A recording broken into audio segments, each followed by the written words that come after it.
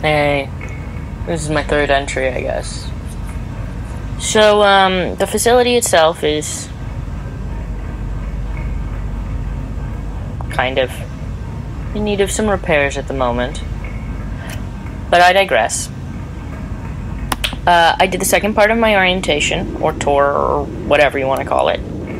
And what I got run through was the cafeteria, the footage area, the shower, and the shop. Unfortunately, Danny wasn't the one who took me this time around. He was off sick, I guess. So the first place that the guard who took me this time around took me to was the cafeteria. And I got a run through of what the different facilities. So there's some facilities, like the cafeteria and showers, are shared by both the male and female prisoners. Not at the same time. It's not co-ed, but they have like rotation shifts. So different sentencing and different genders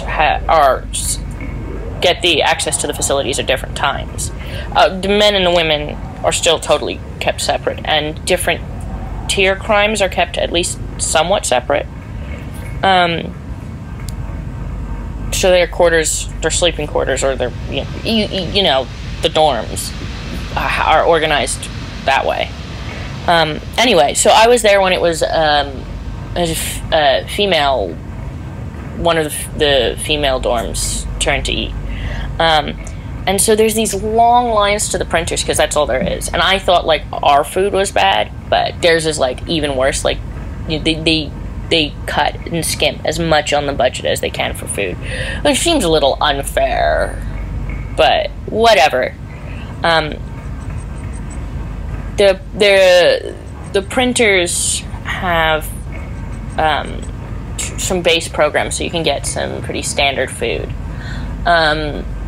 The lines are kind of rough because if you don't get there on time, they'll probably run out of what you want, and you just have to eat whatever. You just suck it up. Which is even worse at the end of the week, because the guard told me that one of the really bad things is that at the end of the week, some of the different bags spoil. And so they have to take that stuff off the menu, which that's kind of gross, but also it must suck because you're like, oh, all I wanted was mac and cheese. So after that appetizing experience, I got taken to the showers. And so the showers and the toilets and all of that kind of area of the facility are all in one area. No stalls. Not even for the bathrooms. It's just one big open facility. I guess they don't want you to be able to, like, do stuff with contraband or whatever, but I don't know. I don't think I could, like, pee in front of someone else. On top of which, I know that there are people who are in the process of changing genders, so I can't imagine how like, 10 times more awkward that must be for them. I wonder what they do with the other people who are, like, you know, doing DNA manipulation and stuff like that. Although, maybe they have their own facility for... Anyway. Awkwardness abound. And, like, no place to have, like, not even in the showers can you just, like... Anyway.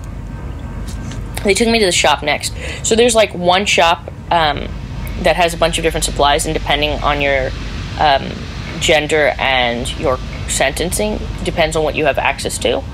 And sometimes they'll get, like, new random stuff in, but they don't take any orders. So, like, if you were like, oh, you know, last time you had this really cool thing, and I would like to get it again, they're like, nope, not in, but we don't know when it will be. Suck it. Which seems a bit rough. But they had a lot of cool stuff. I mean, obviously they had, like, you know, stuff for girls when they're, like, downstairs stuff is going on, or whatever. I don't think they had any food stuff. Oh, maybe they did. Anyway, so the final thing that I got taken to was the footage area, which is It was pretty big because they have a bunch of different footage depending on where you get assigned. So there's the footage area has a bunch of different things for different tier offenders and stuff like that. So first tier offenders, for example, which is like the lowest of the low, which it means like you were only like a thief or whatever. It's like not the big offense. They often get enrolled in like kind of the standard stuff. So it'll be like dancing competitions or just like following their trauma, because people love that stuff. There's two primary types of show categories: talent and action. So talent has performance or craft. So craft will be things like sculpting or cooking or whatever, and performing will be things like dance, singing, talent shows, that kind of thing. And that's the fairly standard stuff for like low level crime. And then the action show stuff tends to be for people who are what they deem in need of what did they call it? It was something where it was like, by doing physical activity, you're less likely to hurt other people or some, but it had some fancy word. Anyway, so that would be team tacticals, one-on-ones, and races. So, like, team tacticals are like, they'll assign two people to be bonds, and then they'll have, like, one do, like, on-field, like, laser team tag stuff, or whatever. Not tag, where you, like, I don't know much about sports. And then they'll have the other person be like the person in the sky who's like, go left, go right, yada yada. Which is actually a really popular one for certain offenses. I think that's second tier. And then they have one-on-ones and races. So races will be things like navigating a maze that has changing traps and stuff like that. I mean, obviously you can't do anything that's kill, because that would be considered... Although I don't know what they do with people who are in capital punishment. Maybe they have something much more extreme. I don't know. I think that would probably get in trouble with the Concom rulings.